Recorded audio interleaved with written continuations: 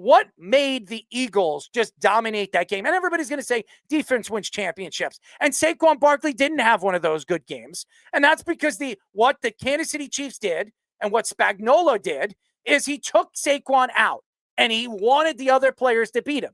They wanted A.J. Brown to beat him. They wanted Devontae Smith beating him or Dallas Goedert. But the guy that really beat them was Jalen Hurts. That's who beat them. Jalen Hurts stood in the pocket. The offensive line protected him so very well. And when he needed to get out of the pocket and make a play, he absolutely did. Jalen Hurts, to me, completely outplayed Patrick Mahomes. But if you go back in time a couple of years ago when the Kansas City Chiefs beat the Eagles in the Super Bowl, and if you remember, I believe Jalen Hurts was playing better than Patrick Mahomes. If you look at the numbers, they're not far apart from one another. And Jalen Hurts in the big game over the last few years, and especially, well, they haven't been in the Super Bowl since then, but when the Eagles needed to make a play, Jalen Hurts had a big part of those plays. Now, I watched the game, and I do believe it was complete dominance. They couldn't stop Jalen Carter. Jalen Carter was absolutely dominating the line of scrimmage, and they were double and triple teaming him. And what did that do? It opened up the edges. It opened up Josh Sweat. It opened up Milton Williams, and they completely caused havoc. And the secondary of the Philadelphia Eagles, Jajon and Mitchell, and then Slay, everybody was on it. They were on the ball. They were ball hawks throughout the game. It was sensational to watch. It really was. And Patrick Mahomes, as soon as he got hit early in the first quarter, you can tell and you can see it in his face that he was scared. You saw it in his face that every time he stepped into the pocket, there was an eagle or two eagles or three eagles. And that's what was so amazing. You bring up, obviously, the blitz packages that we've seen, obviously, Fangio do for many, many years. He likes the blitz. And if you look at the Eagles all season long, Fangio did not blitz as much as he used to do with the Broncos, what he did with Chicago. He was more of a guy that would brush four guys and make the linebackers step back, use them in the open field, use them to protect, obviously, the tight ends. It was fun to watch.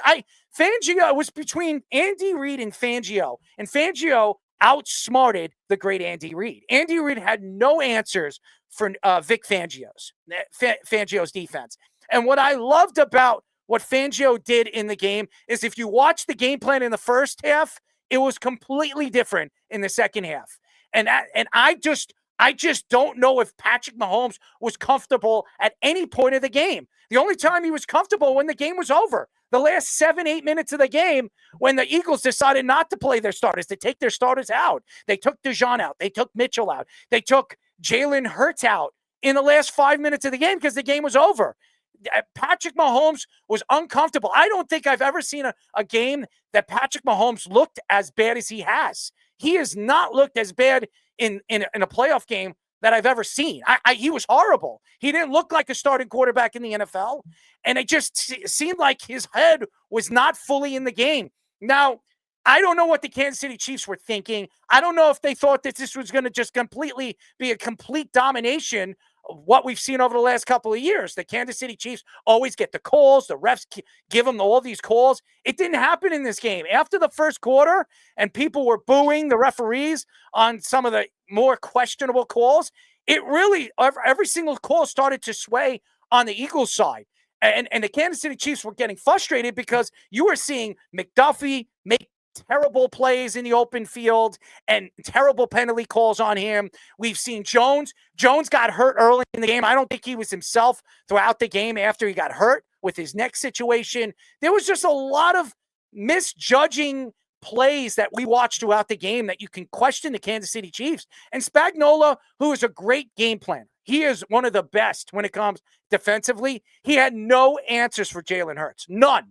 They had an answer for Saquon. They had no answers for A.J. Brown and Devontae Smith. But the guy that they just kept, every time he moved out of the pocket and he needed to make a play with his legs, he did it. Jalen Hurts made every play with his legs. He had 72 rushing yards and a touchdown. He completely dominated on the run. And they didn't need Saquon Barkley if he was getting, he was getting open runs and open looks in the open field. It was incredible. It really was. And And unfortunately, Travis Kelce looked old. I don't know if anybody watched the game.